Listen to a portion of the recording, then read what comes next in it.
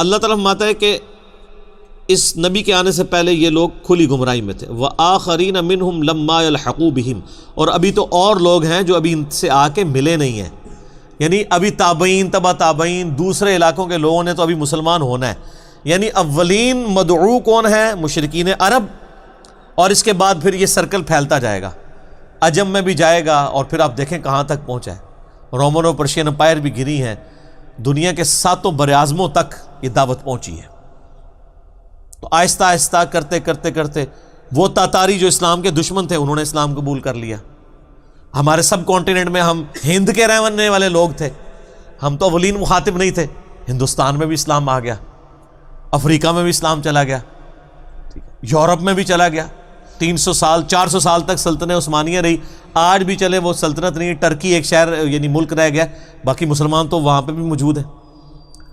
تو اس کی پریڈکشن پہلے ہی تھی کہ ابھی اور لوگ ہیں جو ان کو آگے ملیں گے. وَهُوَ الْعَزِيزُ الْحَكِيمُ، اور اللہ تعالیٰ غالب ہے اور حکمت والا ہے. اس آیت کے کانٹیکسٹ میں ایک حدیث ہے بخاری و مسلم کی جو مس یوز کی ہے، قادیانیوں نے بھی مس یوز کی ہے اور حنفیوں نے بھی. میرا اس کے اوپر آلریڈی ایک کلپ ریکارڈڈ موجود ہے.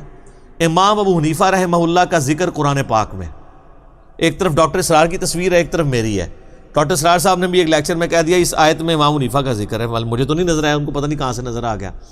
تو وہ ایک حدیث کے ساتھ جوڑتے تھے، حالانکہ حدیث بالکل آؤٹ آف کانٹیکسٹ ہے. وہ حدیث بخاری مسلم دونوں میں، مشکات میں 30 جلد میں آپ کو قریش کے فضائل والے چیپٹر میں مل جائے گی، صحابہ کرام کے فضائل میں. اس میں الفاظ موجود ہیں کہ نبی علیہ السلام سے اس آیت کے بارے میں صحابہ نے پوچھا یہ کون سے لوگ ہیں جو ہمیں بعد میں آ کے ملیں گے؟ تو آپ صلی اللہ علیہ وآلہ وسلم نے کیا فرمایا؟ آپ صلی اللہ علیہ وآلہ وسلم نے فرمایا، آپ کے پاس سلمان فارسی بیٹھے ہوئے تھے. سلمان فارسی کون تھے؟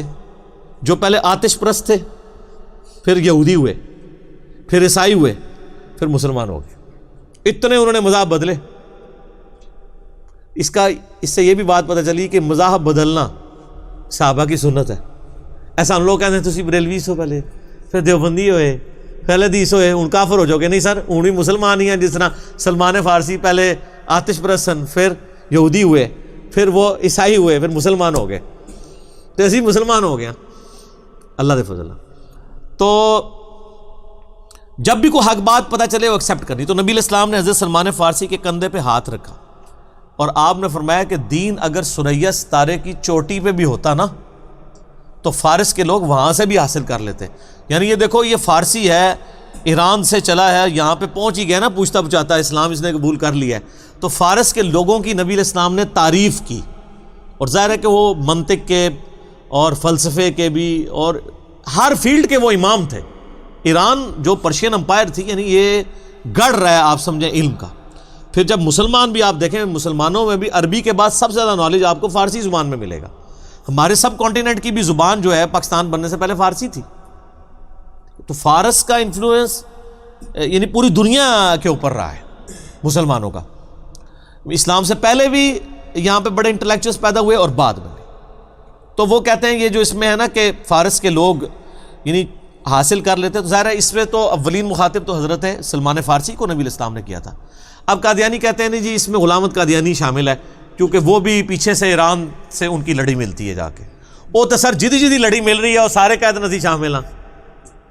وہ تو تب آپ ملاتے جب ان کے نام آتے. اس طریقے سے حنفی کہتے ہیں کہ امام حنیفہ بھی پیچھے سے ایران کے تھے، تو اس لیے ان کے اوپر ہے. یار اس طرح تو پھر پورے کا پورا ایران ہو جائے گا. ان کو آپ ماننے کے لیے تیار ہی نہیں ہے. جب سے سعودیہ ایران ٹسل شروع ہوئی ہے تو کہانی پڑھی جاتی ہے نا، پڑھی گئی ہے، فوراً ہی پڑھی گئی ہے کہانی سی. جبکہ میں نے اس کلپ میں بھی بتایا کہ امام حنیفہ رحمہ اللہ ایران کے رہنے والے ہی نہیں تھے، وہ تو افغانستان کے رہنے والے تھے. ان کے اباء و اجداد یہاں سے ہجرت کر کے وہاں گئے تھے. اور اگر آپ نے اولین مخاطب حضرت سلمان فارسی کے بعد متاخرین میں سے کسی کو لینا تو ان لوگوں کو لیں جو لوگ واقعی ایران کے رہنے والے، وہاں پہ پیدا ہوئے، ان کی کنٹریبیوشن ہے. تو میں نے اس میں ٹاپ آف دا لسٹ بتایا امام مسلم. آج بھی نیشا پور شہر ہے جہاں کے امام مسلم بن حجاج القشیری رہنے والے تھے. کشیریہ ان کا قبیلہ تھا اور نیشا پور، اسے آج آپ یوٹیوب پہ جا کے یا گوگل میں لکھیں نیشا پور. امام حاکم جنہوں نے مستدل حاکم لکھی ہے وہ بھی نیشا پور کے تھے. اتنے بڑے بڑے محدثین جن کی علمی کنٹریبیوشن ہمارے سامنے ریٹن فارم میں موجود ہے. ان کا نام کوئی نہیں لیتا، اپنے اپنے بزرگوں کے نام لیتے ہیں. وہ قادیانی اپنے بزرگوں کے نام لیتے ہیں، حنفی اپنے بزرگوں کے نام لیتے ہیں. تو اس میں جرنل ذکر ہے، نام نہیں آیا. تو وہ کہتے ہیں نہیں قرآن میں امام حنیفہ کا نام آ گیا.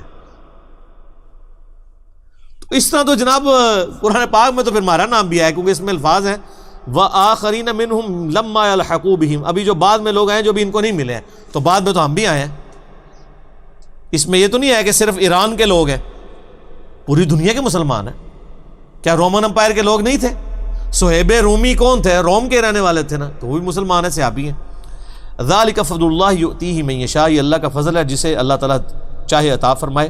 دونوں معنی ہو سکتے ہیں، اللہ جسے چاہے عطا فرمائے، اور یؤتی من یشاء، اللہ تعالیٰ اسے فضل دے جو چاہتا ہے کہ وہ اسلام کے دامن میں آئے. یہ من کی ضمیر دونوں طرف جا سکتی ہے.